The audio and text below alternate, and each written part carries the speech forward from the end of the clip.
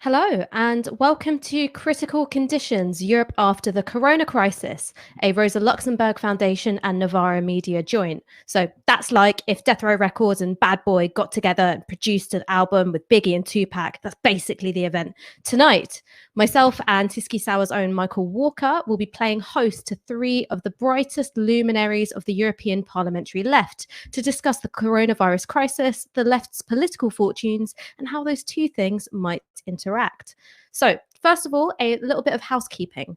If you want to watch tonight's show in German, change the camera angle on YouTube or click the link in the description. Super simple, and you can show off that German GCSE you have. And joining us this evening are Euclid Tsakalotos from Syriza, who was Greece's finance minister between 2015 and 2019. Welcome, Euclid. Katja Nice to be Kipping. with you. Oh, I was really impolite there. I forgot to leave that pause. Terribly rude of me. Won't do it again.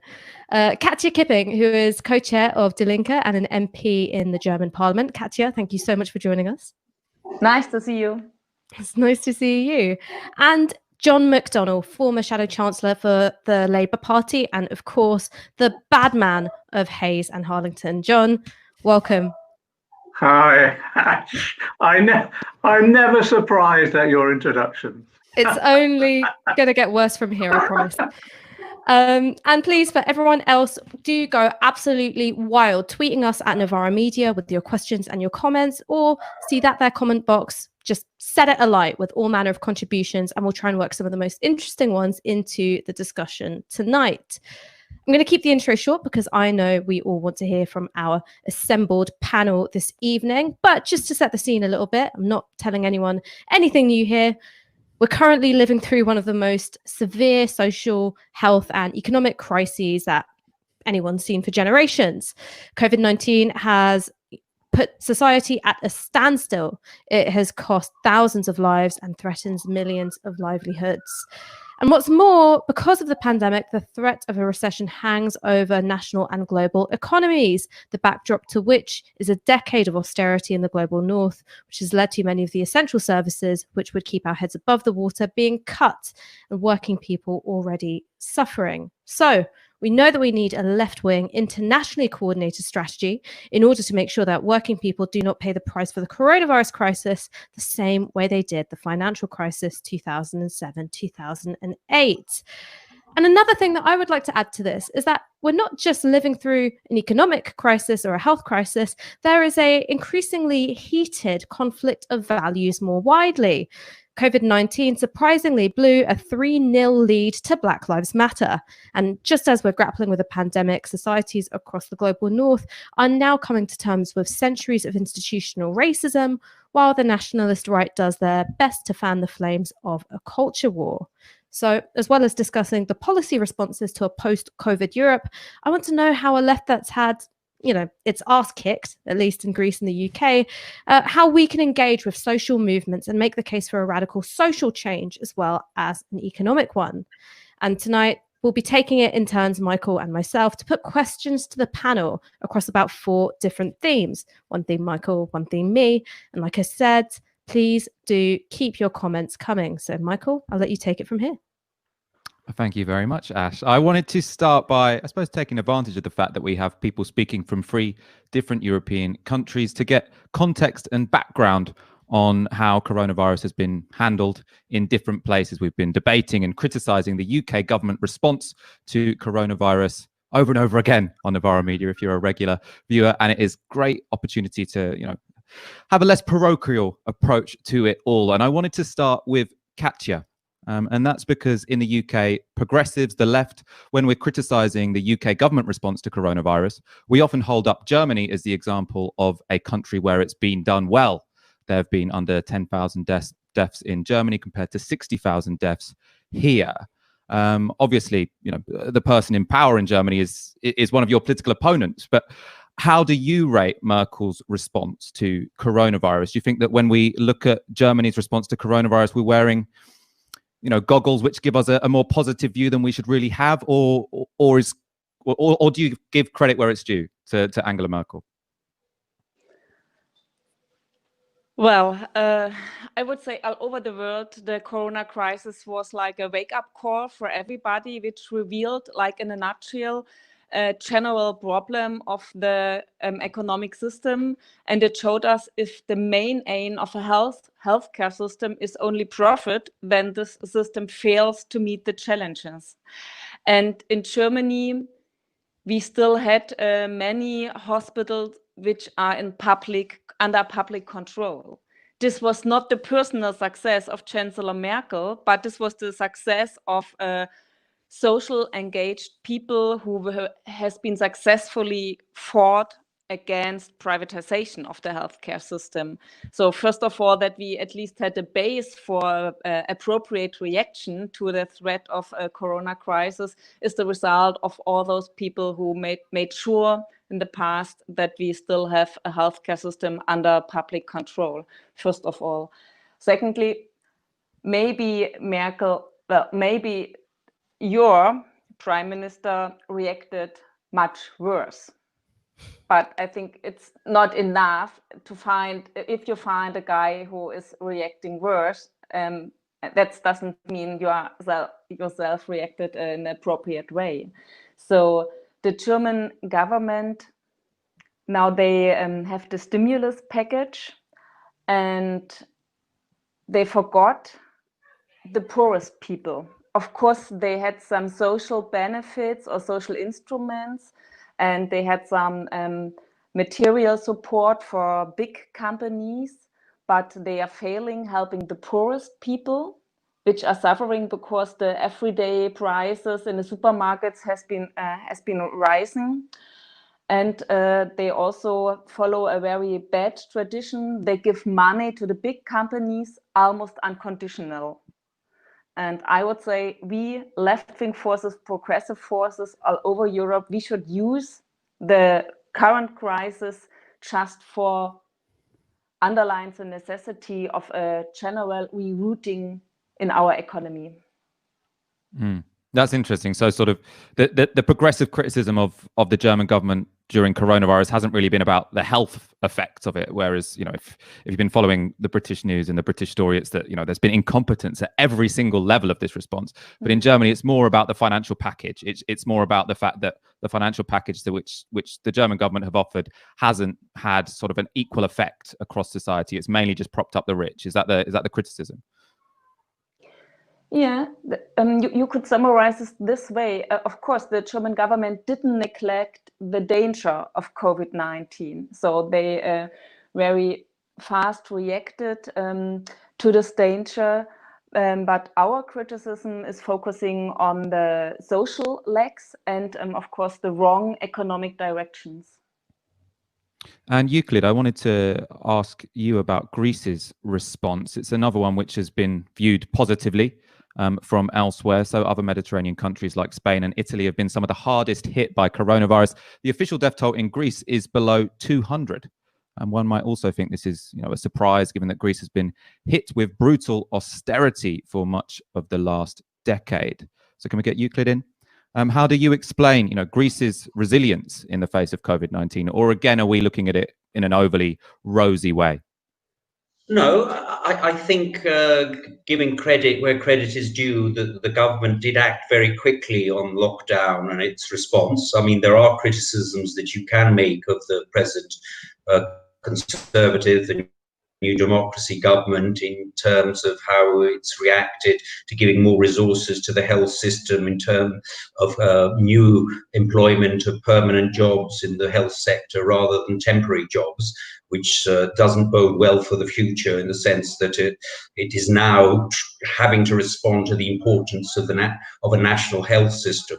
I mean, Syriza did actually, in its 4 years of government, try to reverse the terrible effects of the first two structural adjustment programs, where spending on health went way below the average of the EU, and tried to increase that and employ more people. But overall, you can make criticisms at the margins. The criticisms has been on the economy, and it's been on the kind of issues, at least in the short term, on the economic and social issues. I think maybe we'll have time to discuss the more longer-term implications, the strategic issues for the left. But in the short-term response, the debate has been very much what it's been in Europe, the United States, Britain and Japan. In other words, what is the size of the short-term fiscal impact? First question. Second, what is the balance between giving people direct grants or just giving liquidity? And the third issue has been whether you protect the poorest and labour relations. And the biggest criticism of the New Democracy government as a very neoliberal government, it has been that even before the coronavirus, but even more afterwards, it's seen the crisis as an opportunity. Never let a crisis go to waste. And it has been actually allowing a further deregulation of the labour market. It's reversed Syriza's decision to bring back collective bargaining, to increase the labour inspectorate to see that the labour laws are actually implemented. So I think Europe is on all questions behind on the economic, both Japan, Britain and America, on both the size of the fiscal impact, on the balance between direct grants and lending, and maybe less so, this is more also the case elsewhere, it has really seen it as an opportunity for a further deregulation of the labour market, which is very, very concerning about the future developments. We'll get on, I think, a bit later into what extent that's because of the national government in Greece or because of the impositions which are put on by the European Union, by the Eurozone. First of all, I'm going to get John in to talk about the sorry state of Britain and coronavirus. John McDonnell, we've been speaking to two politicians from countries with right-wing or centre-right governments, but they haven't had 60,000 deaths. We have. What is so exceptional about Britain? And why has our handling of coronavirus been so catastrophic? And then I suppose an addendum is that the criticism from both Katja and Euclid is that the health response was okay, the economic response was left a lot to be desired. Many people are saying the opposite thing about the government here, that the health response was appalling, but the economic response, was better than one might have expected. Is that how low the bar is now? Because it's interesting, isn't it? Katja and Euclid have said exactly that. They're not criticising the sort of clinical and care response, their governments, but they are critical of the economic response. I'm critical of both. I think it's verges on the criminal, what we've seen here. And I don't say that lightly. I say that as a result of the scale of the human suffering that there is out there. Of course, we'll all argue 10 years of austerity left us ill-prepared for anything like this, an event like this. But where I feel the Conservative Party, not just Johnson, but the previous leader as well, Theresa May, I think, as I say, verge on the criminality of their behaviour, is if you remember, I think you interviewed Matt Rack from the FBU, and he took us through the exercise that they did a couple of years ago about the usual emergency exercise if a disaster happens. And what was the disaster that they predicted would be, was probably the highest risk? A pandemic, a flu pandemic, if you remember. So they had an exercise done to learn lessons of how you deal with a crisis like this, what investment is needed at every level, NHS, caring, emergency services, and they virtually ignored it. So that's culpability. That's the first thing in terms of culpability of who made those decisions. They were political decisions made by Conservative administrations.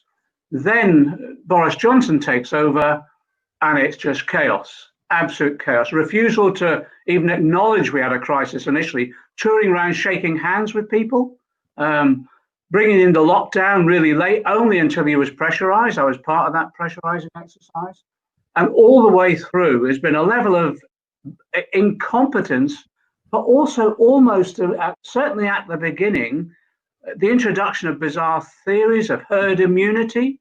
And then when you saw the abuse of the system within his own office, even the refusal to act decisively. So that we have to be angry about that. The economic response, I don't accept what you said, actually, in terms of this is, if it is, it's much better than we thought, that isn't good enough as far as I'm concerned.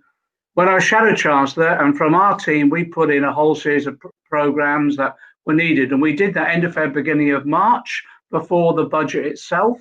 We called not just for measures here to protect jobs, but we also called for measures to protect the most vulnerable in our society, those people who are living on welfare benefits that had already been cut over the years. We also called, actually, for this government to learn from the banking crisis in terms of international coordination. Nothing happened.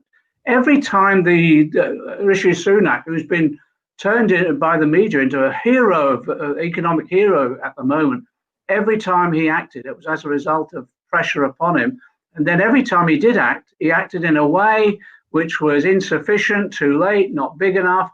And we had to, it was like drawing teeth. Huge gaps we pointed out at the beginning about the self-employed, not addressed at all. Those people, the new starters, the gig economy workers who are really vulnerable. Every time they've had to be dragged kicking and screaming to act at all. So I'm quite angry about it. And I'll tell you why I'm angry about that. Because the NHS has stood up, the NHS workers have sacrificed. In fact, lives have been lost as a result of the sacrifices that they've made. The care sector, which we, can you remember the 2017 general election, 2019? We're calling for a national care service. Nothing happens. 8 billion cut from care. The care homes themselves neglected from the beginning of this crisis. And so we even had that situation, didn't we, where we were having people just discharged from hospital and going to care homes that were completely unprovided for, even the staff for that, the PPE. So actually, I'm furious about it. I've known people who've died. I've known constituents who've had immense human suffering. A matron at one of our local hospitals died. I do put a lot of this down to the incompetence of this government, but also over time, their failure to, well, not just invest in our public services, but take note and learn the lessons from the very exercises about that they instituted about how you would deal with a pandemic like this. In terms of international comparisons, I think we're humiliated, to be honest, as a country. I think we stand in terms of reputational damage to this country is enormous, and it goes on. It just goes on. I actually think the easing of the lockdown at the moment, I think, is extremely risky itself. And I just think we've done virtually nothing in terms of looking at what's happening in the global south and what sort of role we should play and the responsibilities that we have. Sorry, you're getting me going now, Brian. Really, I'm pretty angry. I love it when you get going, John, but I am going to have to throw it back to Ash for the next round.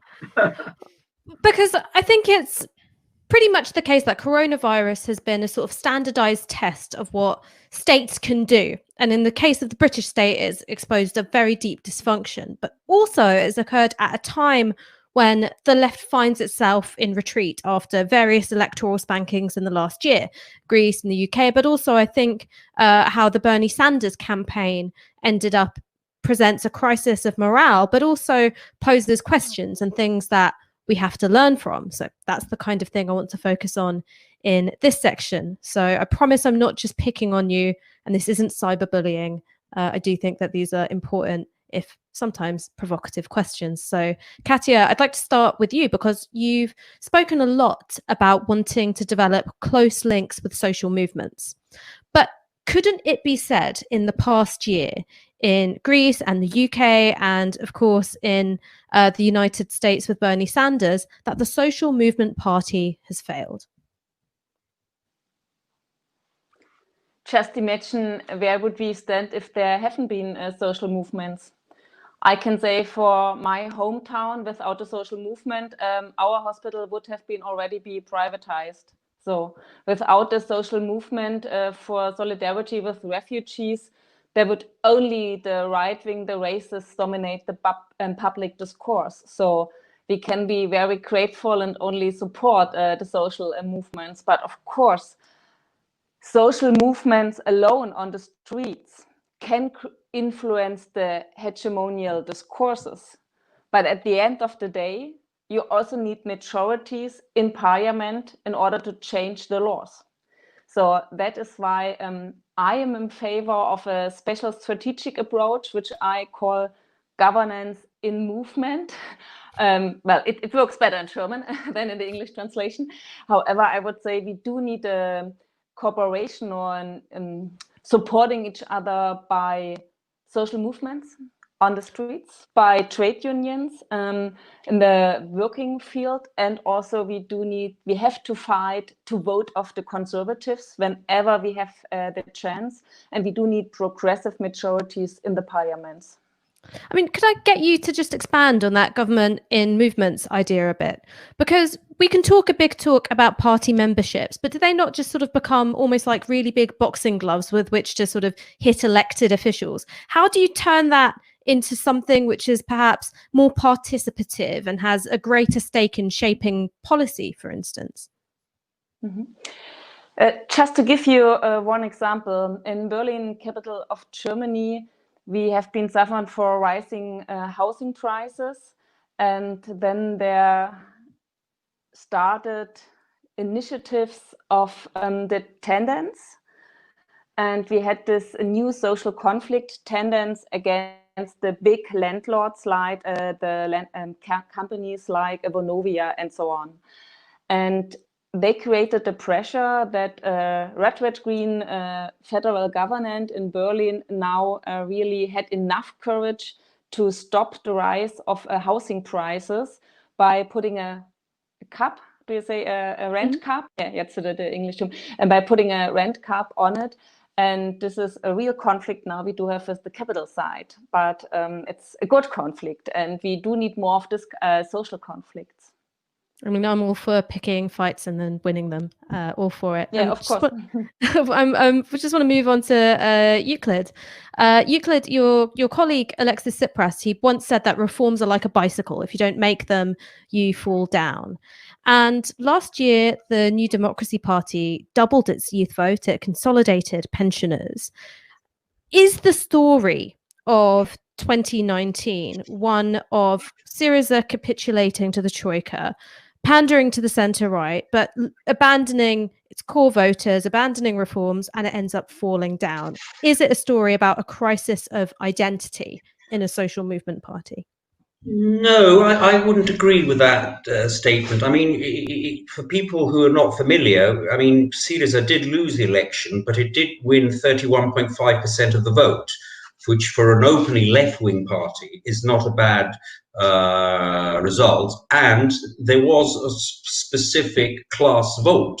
Yes, it is still appealing to a large majority of working people, of lower middle class people, the unemployed and young people. So there is a basis for that, for the next step. But I'd like to comment also on Katja and your response. I think what we now need is a new narrative after the coronavirus. And I think to your introduction, where you said that we are facing a health crisis, an economic and a social crisis, I would also say a climate crisis. And I think it's absolutely vital that leftists, Greens, the left Social Democrats are able to discuss what that narrative actually can incorporate, and to actually see the links between the different crises, the three crises.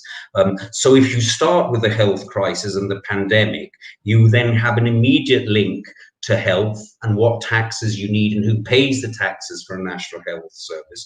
You have an immediate link to production and why pharmaceutical companies do not have an incentive to produce pandemic drugs and other drugs, indeed, for old people or for people with psychiatric problems, but prefer to do statins for people with heart problems who they can convince to use for 30 or 40 years of their lives every day.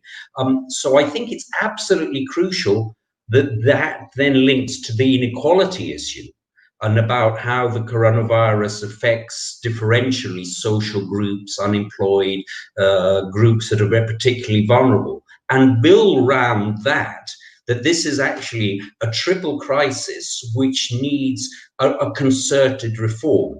I think that would give a direction both to political parties and to social movements. I think social movements will continue They will continue to do all sorts of good things, but to have a politics of the left which is more than the sum of the parts, you need that narrative. And I could start with any other. I could start with the green agenda and how important inequality is to green, and how addressing inequality is very important for the environment. And I think the left hasn't been as good as it used to be at drawing those links and actually finding 5, 6 policies, not necessarily the same, that we can all support with a sort of ad nauseam repetition that the right have, about public safety or entrepreneurship and so on, and find the equivalent. But I really do think that this crisis, which comes, and I'll finish that so I don't hog the time. I do think that if you add the economic crisis of 2008 and 2009, there is no turning back. We will not return to the kind of neoliberalism supported by Thatcher and Blair, by Simitis, by Schrader, by Clinton, and their right-wing equivalents. We might have a very nasty authoritarian capitalism, or it's up to the left to show another way out by drawing those links and having a narrative. But I don't think we will return to business as usual. We didn't after 1929, and we didn't after 1974. I mean, I suppose I just want to come back to this point, because I know that the Greek electoral system is very unforgiving of, even small percentage points shift in the vote, right? Very, very unforgiving of that. But we are still talking about having to rebuild, if not an electoral coalition, because it didn't collapse the way it has in different countries, but having to rebuild a sense of trust, a sense of momentum, and a sense of energy in the narrative. Strategically, how do you go about doing that? Because I agree with you in terms of all of these issues being really important and the policy being urgent and being necessary. But I'm also wary of confusing policy with politics, and in terms of the latter, being able to communicate it to voters who you've lost, bringing them back, winning an election. Well, the other opportunity there is, New Democracy won the election in part because they convinced people that we had sacrificed the middle class in favor of working class, the most vulnerable in society. In fact, the figures don't show that, but they actually convinced that. My own view is that if you see neoliberal policies everywhere, I don't know if Katja agrees about this in Germany, but in Britain, in America, and I think in Germany, wherever neoliberal policies are imposed, the middle class are squeezed. So we need a narrative which is socially earth, which actually appeals to a wide section of society, from the working class to the people who are particularly vulnerable, but stretches to the middle class, and this is our opportunity. The middle class have been strained everywhere wherever neoliberal policies, because wages are not increasing, because the welfare state is being in retraction, and for many, many other reasons. And this kind of wide appeal needs, though, a narrative. It's not just an objective fact of life for a university professor to explain the interests of the middle class and where their alliances should lie, but actually to have a set of people where different groups of society see their common interest in a different direction. And that's a big challenge. See, that's a very good jumping off point for my next question to John. So, John, let's be real, Habibi. We know who it was who Labour lost. It's home-owning baby boomers who became convinced that Jeremy Corbyn was going to build a mosque in their back garden. Little to gain from a transformative economic agenda, but feel that they've got a lot to lose when it comes to social values. So I know that the Labour Together report recommended essentially kind of continuing along the path of what you might call McDonnell-like economics, big transformative economic change. But I think that there's still a tension when it comes to this question of social values and how important social values idea around the nation, belonging, culture are to this quite unstable coterie of voters who Labour lost. So how do you win those voters back without chucking your core vote, which is much younger, much more diverse, to the wolves? It's interesting listening to Euclid and Katja. Just to address your question, I think the pandemic has most probably moved things on quite significantly in the way people's attitude to life and the world and what's around them is formed. I think, but I don't want to exaggerate that, because the right can seize upon that just as much as the left see it as an opportunity. And I think at the moment there's too many people think that all of a sudden things are going to fall into the lap of the left as a result of lessons learned in the pandemic. I think far from it. I think it could see the rise of the far right if we're not careful. But I think we have to recognise there are changes afoot that are taking place within our society, and it does impact upon social as well as economic values. Just take that sort of this middle class, as you could refer to them, really. The objective reality for them is that actually most of them in their different economic roles, whether they be, take higher education, casualization is taking place. So people who thought they were in secure jobs no longer are. If you look at the introduction of new technology and artificial intelligence across a whole range of sort of middle class professions, as they saw, whether in law or accountancy or whatever, there's real insecurity there now.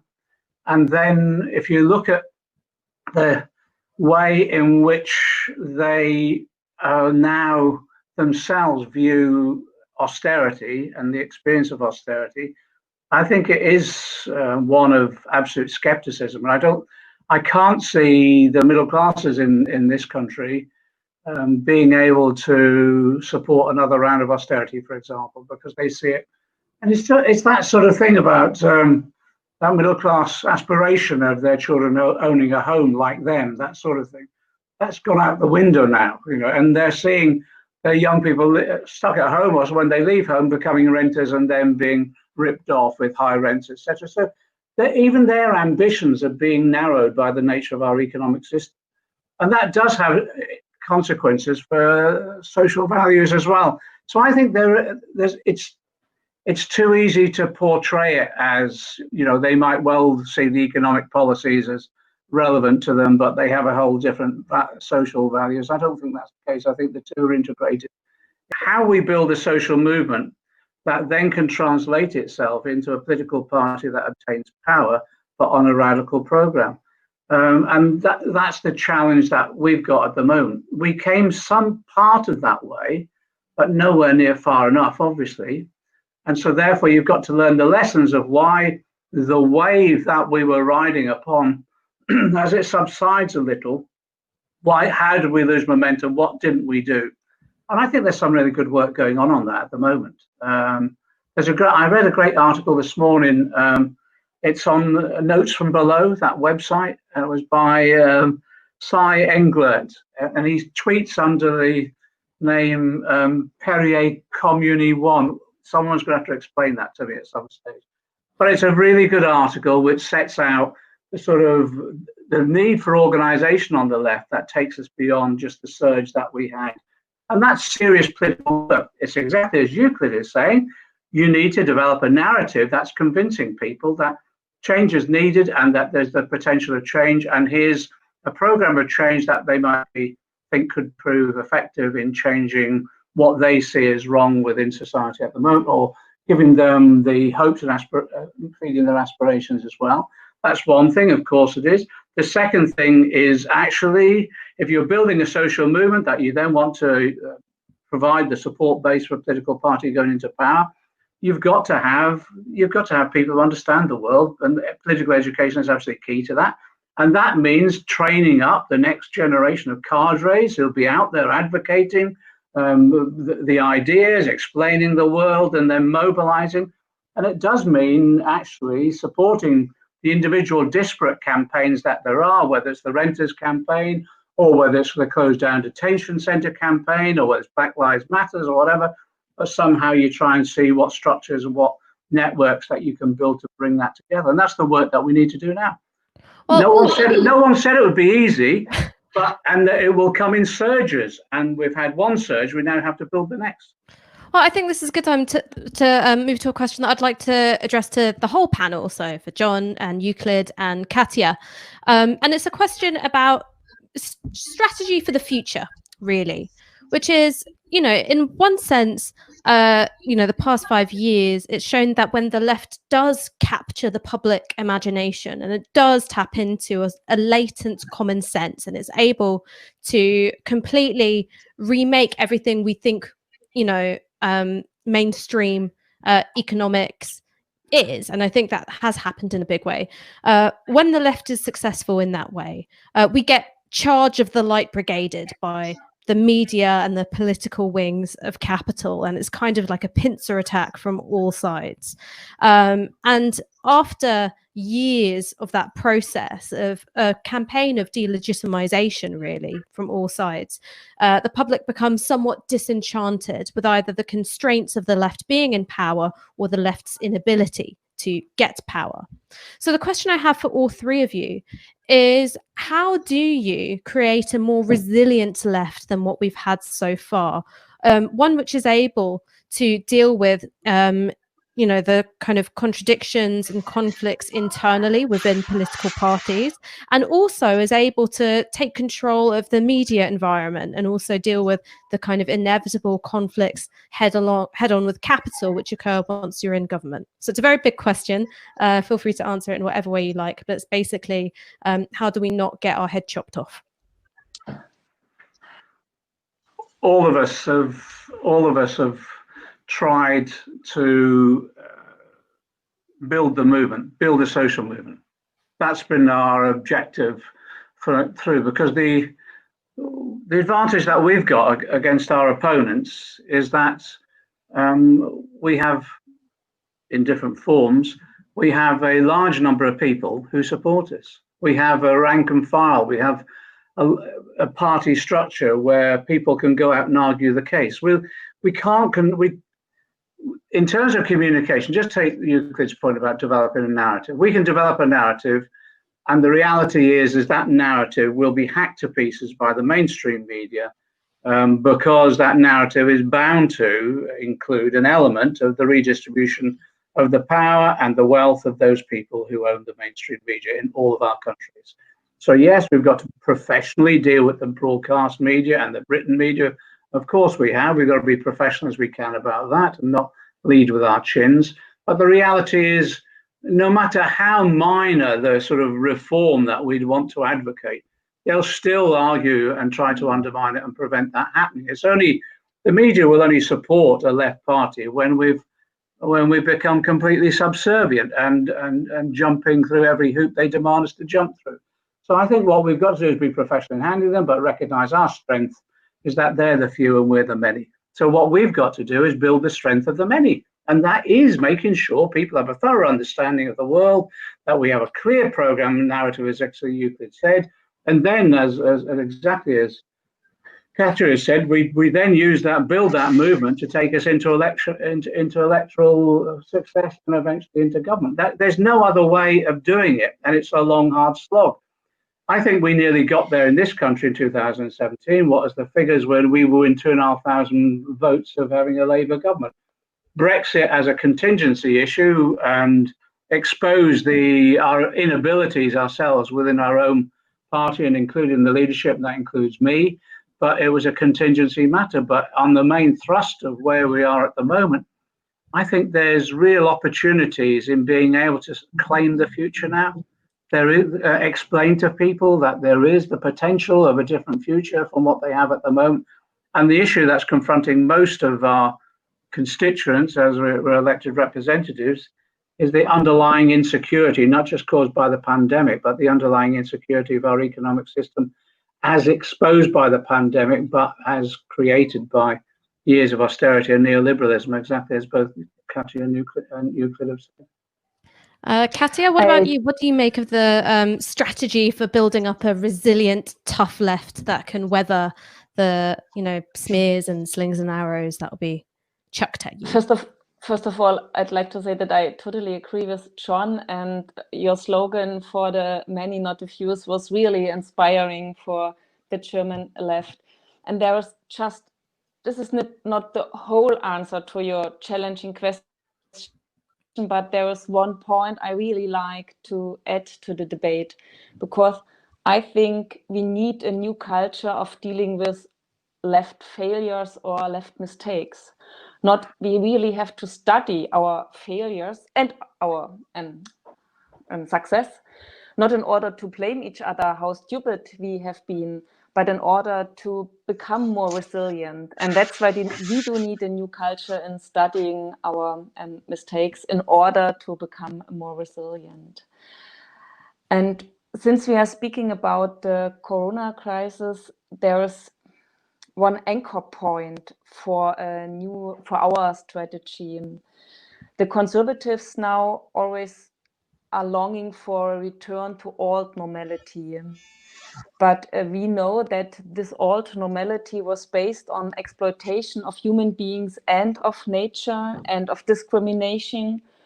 So what we are heading for cannot be the old normality. It must be a new social cooperation. And since during the last 3 months, so many people experienced fast and deep changes in their lives. So now they have to prove that even under capitalist circumstances, there can changes rapidly happen. And maybe this experience is open their mind for change to the good, to a better future for them. And Euclid, do you want to come in on this question of resilience? It's always difficult to be the last person to answer a question, but I'm sure you can do it. Oh no, sometimes it has its advantages. I think I agree with a lot of what Katja said and John. So let me just try and give some value added where I would say something that they haven't said. I mean, one of the problems of the left is the decline of the Soviet Union, even for all of us who were so against the Soviet Union. It was the decline of social democracy and its 1990s turn towards neoliberalism, where effectively what social democracy did was it said to the right wing, we will actually not disagree with you about economic policy. We also support deregulation, liberalization, privatization, and we will disagree on other things. The right then in America and Britain said, and in Europe, that's fine. So since you're calling a truce on economic differences, we will organize your base, your social base, the social base of the left on a cultural agenda. And that addresses Ash's points to John about the issue about how we address the economics, but also cultural issues. So the left comes from this defeat of the Soviet Union and the Eastern Bloc, the shift of social democracy to neoliberalism. And what that means is when the Labour Party or Die Linke or Syriza say something left and get the momentum going of what you've just said, people do feel they're alone. That people, Syriza, when it came into power, didn't have the allies in Portugal or in Spain that now have left-wing governments. People feel that they're not part of a broader movement of which they can stand and be supported by, both in the terms of Germany, Britain, Greece, i.e. inter-country alliances, but also within countries, between a narrative between people who are social democrats and are moving to the left, leftists and Greens, who now feel whatever their differences and their differences of emphasis, they're part of a wider whole. And to be able to do that, you really need to think very carefully at the level of ideas, how you're going to address this wider narrative, but you also need a different culture where you try to build alliances. I've made clear what I think is the European basis for an alliance. It's within those parties of social democracy that have abandoned neoliberalism nationalism, leftist parties like Syriza and Linke and Bloco and Podemos and so on, and green parties, to be able to convince people in their own societies they're part of a wider whole. The clever people of ideas are now addressing the pandemic, the economic crisis, the social crisis, the climate crisis in a different way. At the same time, it's not just a national issue, but it is an alliance which goes across borders that shows a movement of social, in the first instance, and then political, which goes way beyond a particular party and a particular country. Because that is what gives people confidence, even in defeat, that they're part of a wider movement of society of addressing this triple crisis in a particular way. If you have that feeling, cross-country, cross-party, with social alliances, then defeats are more easily recoverable for the next step. And the left, therefore, needs to have a very different approach to having both social alliances and political alliance, to be more open to that, to find common ground and create the not just the feeling, but the reality that we're all part of a wider whole. Well, I think I'll bring Michael back in at this point to take us on to our next section, which is exactly this question of organising internationally. So thanks for anticipating the next move. It's always quite slick when that happens in a panel discussion. We get to do the segue for you. Yeah, we're going to talk. I want to talk about the European Union and the Eurozone, something we haven't talked about on the show as much as we used to because of the trauma of the 2019 general election. I suppose I'll get onto that with John in a moment. But first of all, what I want to talk about is the Eurozone in particular. In part, I want us to think about what we have achieved over the past 5 years, or what we haven't achieved, and what that tells us about possible future strategies. And I'm going to go to Euclid first, because when you took over as Greek finance minister, your first act was to sign a deal with the Troika that imposed further rounds of austerity on an already crippled economy. European solidarity was tested and it was found wanting. Have you seen that change over the past 5 years? Have you seen in the European response to coronavirus a recognition that what they did in 2015 was not right, that they were, that their legitimacy was being threatened by being so harsh on countries in the European periphery? How do you assess the European response to coronavirus? I mean, it's actually, I don't know if it's good or appalling, but how many EU officials that were part of the negotiations after they left their posts said how harsh they'd been on Greece, how inflexible they've been in Greece. That's not what they were telling us when the negotiations. So Dijsselbloem, who's a social democrat from Holland, after he stopped being the Eurogroup president, said we've been a bit harsh on Greece. A German foreign minister recently said we treated Greece almost like a prisoner of war. So there, I mean, that is a bit annoying for me. You can imagine that it's to be told after the event when things could have been a lot better if they'd had that attitude beforehand. But the interesting issue for the left is, let me, before I say the interesting issue, let me make it clear, and I don't know if the Labour Party, John, has a different view. My own experience of nearly every economic, social and environment issue is that we need supranational solutions for supranational problems. And this maybe is a problem of building left unity, what I said before. I just don't see how you can deal with multinationals at a national level. I don't see how you can deal with financial markets at a national level. I don't see how you can deal with tax competition, which creates a smaller base for the kind of policies we want at the national level. So I remain a firm Europeanist, apart, even though we've had this terrible treatment at the hands of the Troika and the Europeans, because I can't see as a leftist how we can sort out those problems at a national level. And I would then add, at the level of the Eurozone, the breakup of the Eurozone, I fear dreadfully, will lead to the kind of politics of the 1930s, a return to nationalism, competitive devaluations, and it will not be under the hegemony of the left. A breakup of the Eurozone, even this Eurozone. Having said that, there has been movement in Europe, but it's been slow, it's been painful. Obviously, the response, because it's now affected Germany and the northern countries, has been much more active. They've suspended the Growth and Stability Pact, which is the framework for austerity in Europe.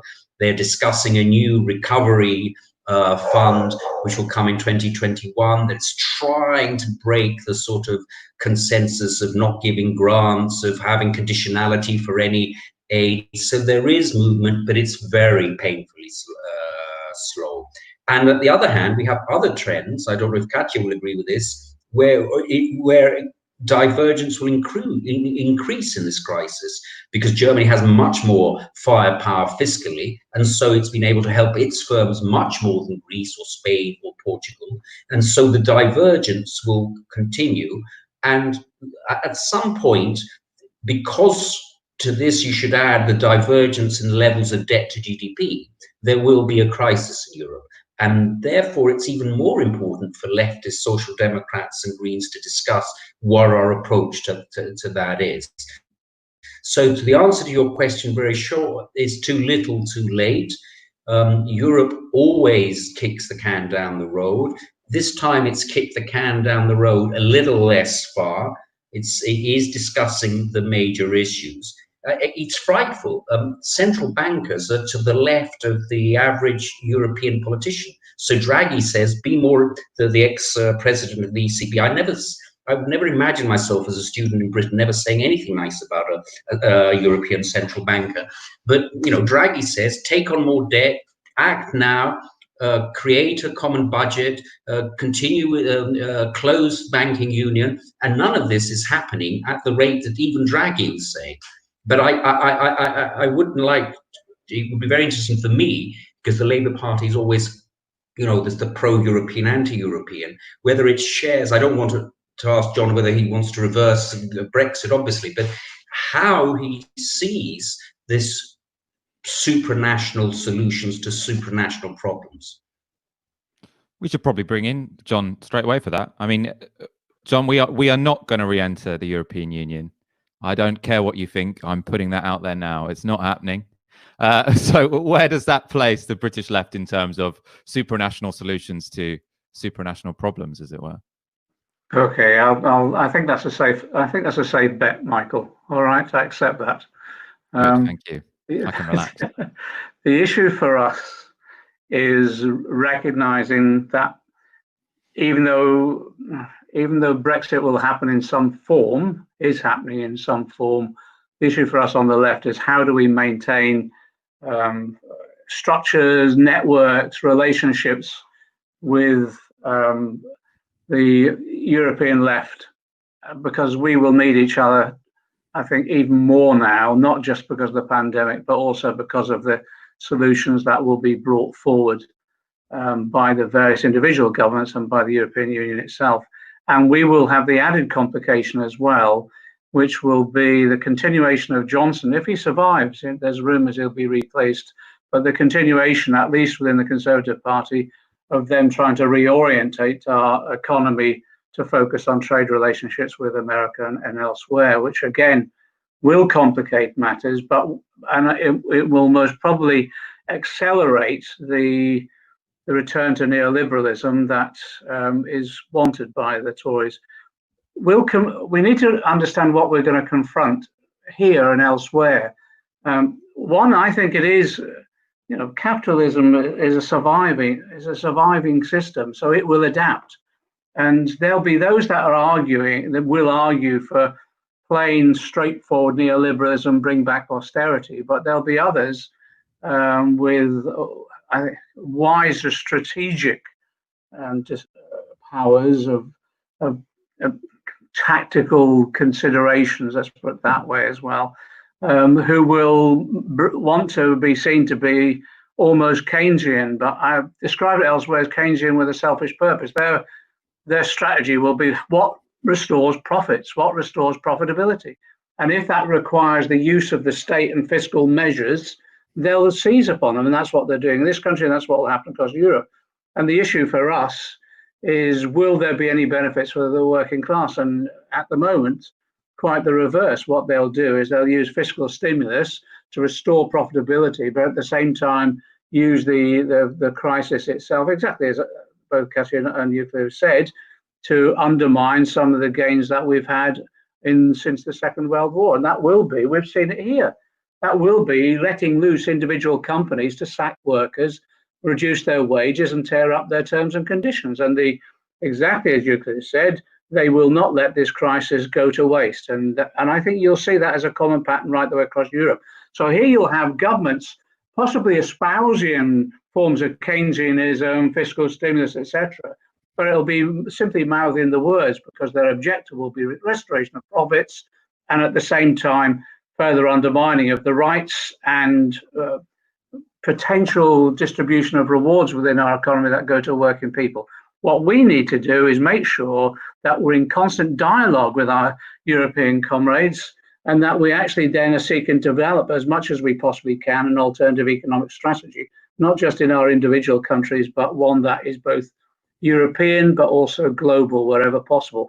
That's why I think it behooves all of us to participate in as many of the forums we possibly can to establish that dialogue. Because, as I say, I fear the right will seize upon this, and it will be an extreme right as well if we're not careful.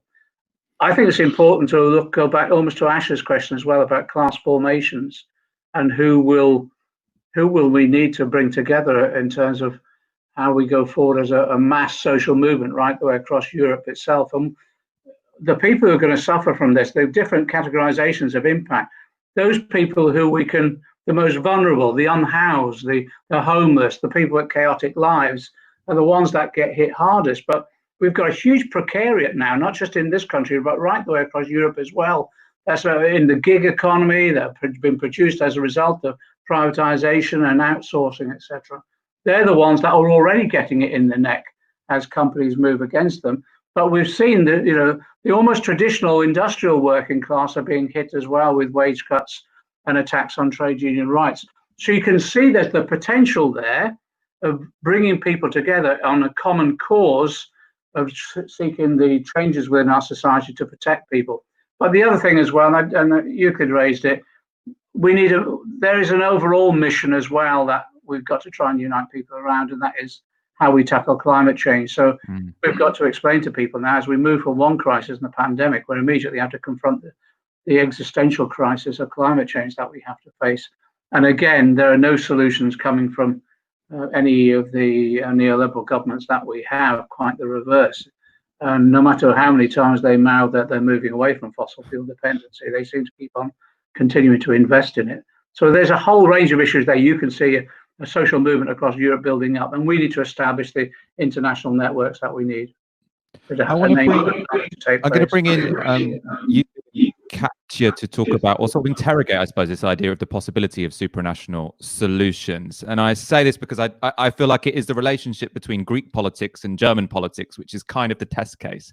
So we had Yanis Varoufakis, Euclid's predecessor, on a month or so ago, and we were talking about Eurobonds and the failure of the European institutions to agree to mutualizing debt so that the Italians, the Spanish could spend more in response to coronavirus. And sort of, I asked, what's the biggest barrier to this? And he basically said the German Social Democrats, right? Because they were not supporting the kind of levels of solidarity which would be required to share risk between Germany and Greece, for example. And there's two ways of looking at it. One is to say that, this is because the Social Democrats are corrupt. They adopt a defunct ideology. You can personalize it about that political party.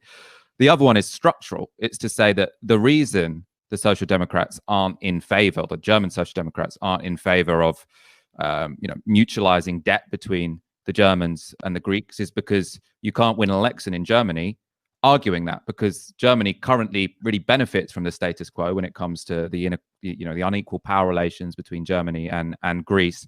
And how would the well-being of the Greeks and the Italians and the Spanish be enough to determine election results in Germany? And that sort of can lead to a fatalism about the possibility of the monetary union, basically, because you don't have a European demos, which means that the Germans are never going to vote in favor of the necessary fiscal transfers to the European periphery.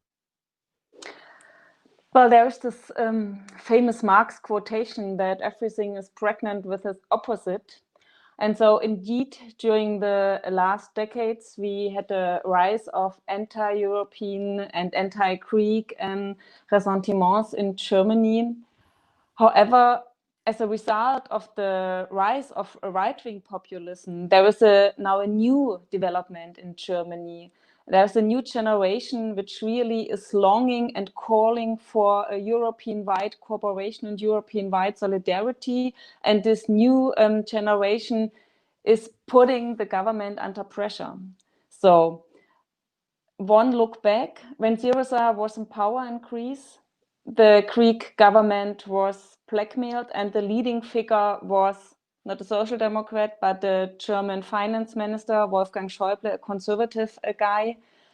And of course, just imagine we would have been a progressive government in this time, where the Social Democrats were not the junior partner, but were pushed by progressive pro-European left forces within the government, then maybe the blackmailing wouldn't have happened. So my conclusion from this difficult experience Syriza had to make is that if you want to change Europe, the course of the European Union, then we have to start to change the German government. And that means voting off the conservatives and fighting for progressive majorities. And there is another point John made, I totally agreed. Indeed, we do need a constant dialogue, a constant exchange of our experience. And there is one positive, and to give this difficult debate a positive note, there is one positive result of the shutdown, because the shutdown, where everybody was forced into home office, forced us to make a technical progress. Now, even people who didn't know how to spell video conference are able to use these tools. People who didn't know that something like this exists now are able to use this tool, and this makes international European-wide exchange much more easier. And this is necessary, this constant exchange, that because in order to start the Green New Deal, not the one Ursula von der Leyen is describing, but the Green New Deal like it's described by Naomi Klein and the worldwide movement for climate justice. To establish this Green New Deal, we do need international cooperation and solidarity. I want to throw back a couple of points to Euclid before passing back to Ash for the final theme of the show. And that is, you mentioned that the ECB, so the European Central Bank, is in a way more progressive than the elected governments. And also that politicians like Dijsselbloem, I hope I got his name right, sort of speak almost a bit more progressively when they're out of power. And one way you can look at that is that the problem with the European Union is the democratically, or the populations of the European North will not vote in favor of policies which benefit the Greeks, the Spanish, the Italians, the Southern Europeans.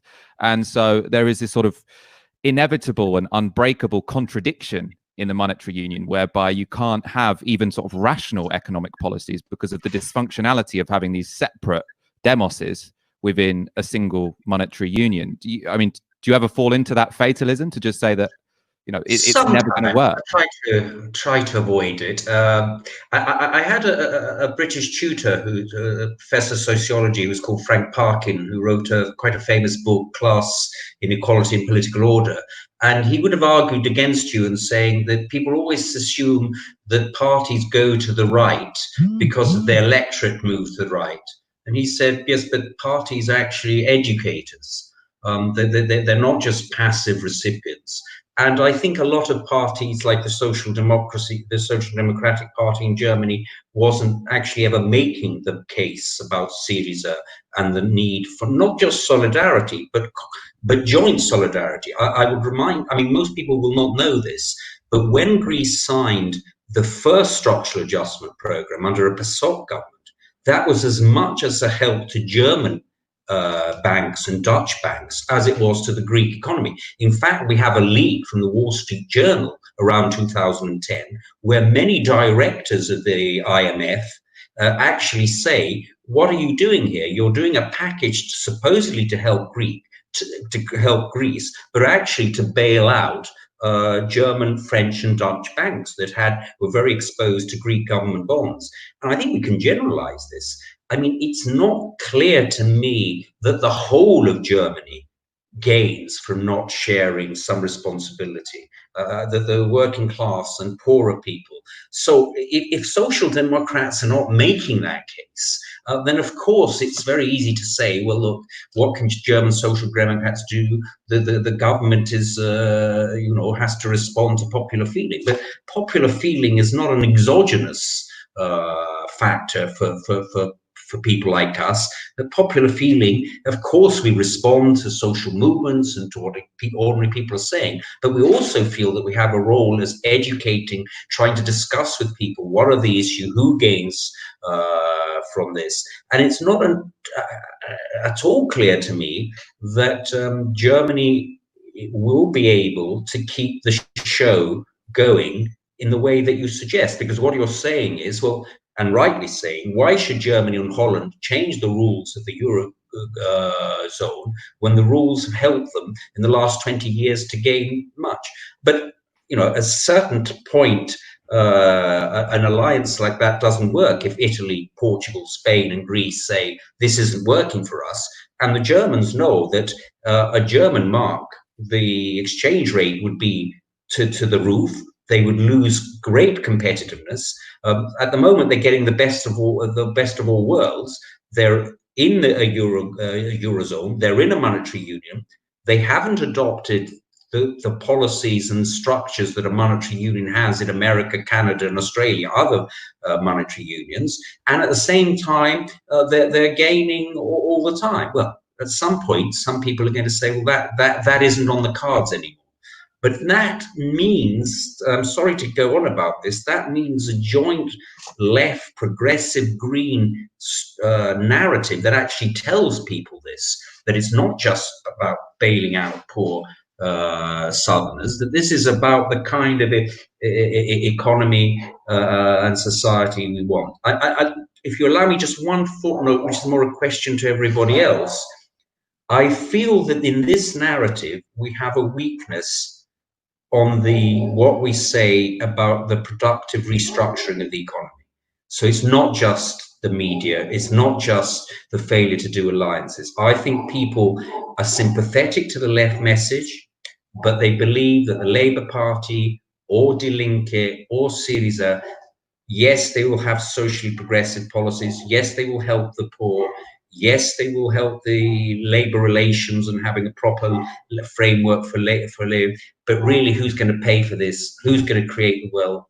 And what kind of production post-pandemic with the climate change is going to support that? And until the left has a pretty common view about that, about the real side of the economy, I think that will always be our Achilles heel. I think there's a lot of progress and a lot of work done on the banking sector, the social economy, renationalizing things like public utilities. But I still think we haven't got a whole concept of the kind of productive economy, what it would look like for supporting the other things that people do find attractive, like the national health system or a safety net or workers having rights and so on and so forth. Once again, you've provided a brilliant link to the next section. So it's always worth giving you that extra minute because we know you're going to give us the goods. I'm going to pass back to Ash now, who's going to introduce the final section. I love it. Euclid's just doing my job for me. Makes it so easy. Although if you really are after my job, I'm coming for you, mate. Okay, right, to move on to the last section, which is really about looking towards the future, thinking about policy agendas, what progressives, what should the left be seeking from this movement, and also what leverage do we have to make them a reality. So John, I want to start with you, because some of the economic policies which went down like a cup of cold sick amongst the pundit class just a few months ago. I'm thinking in particular here of a 4-day working week, free broadband. They're now being seriously discussed as policy responses to a coronavirus, dealing with things like the uneven distribution of connectivity, or dealing with the fact that people are going to have to make it back to work in a very different way than they had before. So how can the left push these things from merely being something to consider into political reality? What kind of leverage do we have? And how do we make sure that the government isn't just, as you said, mouthing along to Keynesianism while actually trying to push through an even more reactionary and unequal agenda? Can we get John up here? It shows you how desperate they are in government at the moment, because they're doing this sort of pick or mix of the Labour Party's manifesto in 2017, 2019, because they realise that when the Katja made, I don't think people want to return to what was the norm, what was normality. I think people want a different normality. I think they want change, and I think they recognise we need change. So this individual pick or mix will happen, and as I say, it's a sign of desperation. Taking Euclid's point, how are we going to convince people of the nature of the economy that we want, and what are the arguments for? I think we've laid it out to a certain extent, and we need to do a lot more work on it. The reality is that because we face a climate change crisis, everything we do in terms of economic policy now has got to be on a green industrial revolution. So all of it, where we demonstrate the scale of investment that's needed, where that investment is needed, and we've got programs coming out of our ears in all of our countries from the left about how we can overturn a fossil fuel dependent economy into one which is based upon alternative energy. And it goes right the way down to the detail of how we have a new transport system, the installation of our homes, etc. I think that's a huge program that we can convince people now is necessary as we move from this crisis into the next. And it does rest upon also convincing people about the need for a fair taxation system. And on the point that was made earlier by others, that does mean as well the cooperation around how we tackle tax evasion and tax avoidance. So you can see that there's an overall panoply of our next crisis is climate change. Our economy has to be greened in a way, on a scale never seen before. So it's got to be a green industrial revolution. That means investment. That means the best way of making sure that investment is most productive is actually having democratic control. And actually, to democratic control something, part of that is about democratic ownership as well. And then you need to ensure that as you produce the wealth from that, it's fairly distributed, and the best way of doing that is progressive taxation. So there's a narrative there that we can develop. And I think a lot of the policies are in place. Even, I'll just give the example. The last couple of years, when I was touring around the country doing all these town meetings, I was planning where the battery plants would go, the new factories that we were going to establish to develop the batteries that we needed for the driving of our engines in terms of cars, buses, etc. So there's an awful lot of detail. I was planning the barrier. I know people were having a laugh about it at times, but it was true across the Mersey to produce electricity from wave power that would go into a grid that Stevie Rotherham, the mayor there, was developing to ensure that they had cheap electricity, particularly for people who are struggling at the moment with energy bills. So I think a lot of the work is done, but Euclid's point is right, we've got to translate that into a convincing narrative. It won't work unless it's done at scale, both in our countries, but also European-wide and globally as well. I think the potential is absolutely enormous, and it's pretty exciting. I'm amazed, actually, just how far in the last few months that some of even our mainstream media now are arguing some of the policies and direction that we've been demanding we should go, not attributing it to the Labour Party or me or anybody. I'm not bothered about that, but it means we're winning the argument, and we're creating a climate of opinion. The issue then is, as we get serious about it and as we come close to power to implement it, that's when the resistance comes up.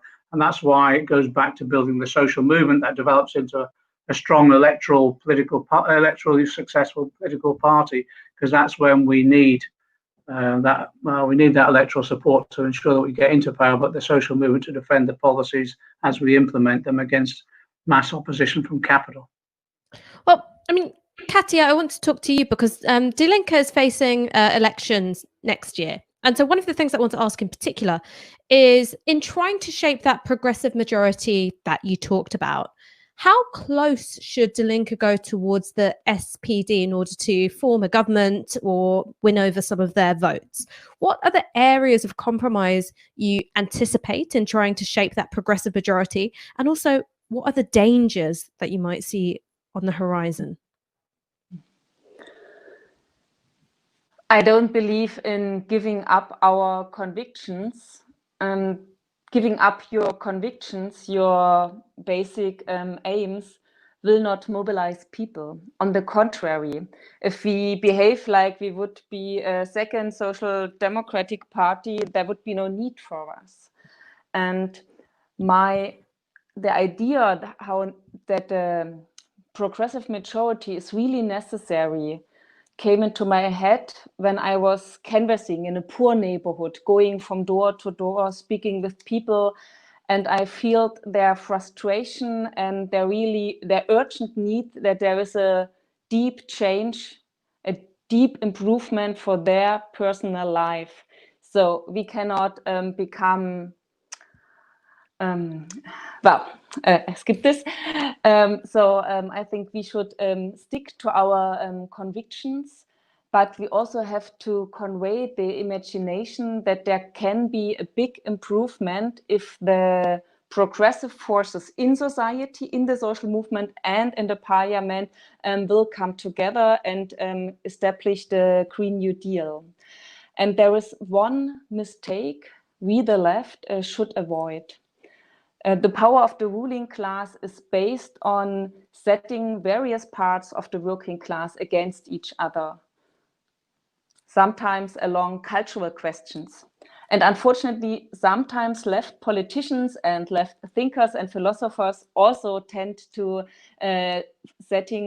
focusing on what is dividing us, and sometimes even along cultural question. So if you prefer drinking beer, you are part of the working class. If you prefer drinking wine, you are part of the middle class. And then you have these cultural divisions among us. But I would say we should focus on what we have in common. We should stress what we all share. And in Germany, we really have an encouraging development. Some years ago, even left politicians were saying, well, social question is a working class question and ecology is a question for the middle class. But now Fridays for Future, the movement for climate justice and the trade unions are coming together, debating together which rerouting is necessary. And I think this is really encouraging. So Euclid, something that I've been wanting to ask you, but in particular because you talked about, supranational problems requiring, supranational governance and organizations. We've talked about that mostly within the European Union. I want to talk a bit about what kind of vehicles for left-wing collaboration there might be across borders with regards to the global south. Because when it comes to the coronavirus crisis, it's also a crisis of debt in the global south. It's also, when you think about what the most immediate preventative tools are for the spread of coronavirus, most of them involve having money. It involves having access to health services. It involves having decent sanitation, water, access to food, and all these things are unevenly distributed across the global south. These are all dynamics which are likely to be exacerbated by climate change and the climate crisis, which we're in the foothills of right now. So what kind of vehicles exist for that kind of left-wing collaboration across borders outside of the EU? It's a very difficult question, and it's a question that the European left cannot duck. We in Greece and in other countries are facing very right-wing governments who are flirting very strongly with racist views. The chief European direction on refugees is basically to create storage for them, either just outside European borders or just inside European borders, NIMBY, not in my backyard, and to address also the cultural issue. that you put. You just cannot, as a leftist, and I agree with Katja, going back on your ideals. You just cannot duck those issues. You cannot. So you need a balance of not treating people from the working class who fear their declining social status because of neoliberalism, but they've been addressed as if that is an issue of race and immigrants.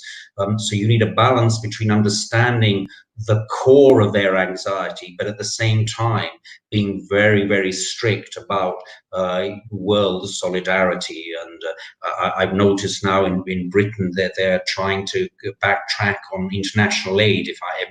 I was reading in The Guardian recently, and I think the left has to, that part of the agenda has to be very important, especially with climate change. I mean, refugee flows, unless you address the climate change and unless you deal with world poverty, it's just not going to happen.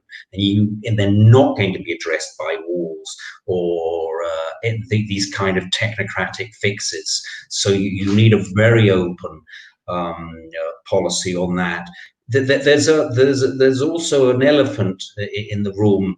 It's not actually a room, but in the figurative sense of the sort of virtual room, which also addresses John's earlier point about bastard Keynesianism. He didn't use that word, but it's actually what he meant, and that is the financial system. I think that the big constraint on conservative governments, whatever they want to do about trying to make some move towards Keynesianism, some move to national health systems, is the existence of the financial system. And I'm not actually sidetracking your question, because what we're going to have now, as a result of all the things you just said about the South, is a huge southern debt crisis. I mean, it's over 100 countries have either gone to the IMF or are thinking of going to the IMF, because all this crisis in the South is creating a huge debt crisis. And that debt crisis is, again, going to create a situation similar to what we just discussed between Germany and Greece. Are we going to have the view that we just can't show solidarity, or are we actually going to show people that if Indians and Indonesians and sub-Saharan Africans are poor, that means eventually we are also going to be poor, because we're not going to be able to export our goods to these people. So you need a balance between self-interest and left-wing values to address these issues. But it is a weakness. I mean, I've said that for right-wing governments, it's a constraint they're willing to have, the power of financial markets. But for left-wing governments, we really, unless we have a sort of global strategy on financial markets, we will not be able to get over that. And it's not just about a troika. The financial markets actually act as a constraint on negatively of a left-wing nature every single day. So it is clearly a very important issue, not just addressing the productive economy, but addressing the financial economy, what we think about the financial economy, what kind of financial system is one that's going to serve the South, is going to serve working people, is going to actually serve solidarity, addressing the green problem. I don't think just like the international pharmaceutical companies have particularly have a very strong lack of interest in dealing with drugs and vaccines for the pandemic, the financial markets have very little interest in apart from the fringes where they can make money addressing issues of global inequality and the environment. So I would add to everything we've said, that is a big issue of the financial markets. And again, I keep saying problems about the real economy of financial markets, because we can't just assume. I mean, you mentioned about the media. I think it would be a mistake if the left thought that we had all the policies and it was just the media who would attack us. We really have to be at least partly inward looking, addressing our failures where there are weak points, because if we don't address those, we will not have a set of policies where the whole is greater than the sum of the parts. Well, I'll tell you what wasn't a weak point of the left. It was this panel. And we are coming to its end, I'm afraid. So I'm going to hand over to Michael Walker to take us home. My main role is to tell you what's on Novara Media next, because I know the schedule off by heart. Stay tuned now, because the Bastani Factor is going to start in a moment. Aaron Bastani will be interviewing Priya Gopal on her book Insurgent Empire, Anti-Colonial Resistance and British Descent. On our page, there will be that video ready to go live in just a couple of moments. We'll be back with Tiski Sauer tomorrow night at 8 p.m. Of course, we cannot leave before saying thank you to our brilliant guests, Euclid, Tsakalotos, Katja, Kipping, and John McDonnell, and to the Rosa Luxemburg Foundation for collaborating with us to put on this event. Thank you for watching. You've been watching Novara Media. Good night.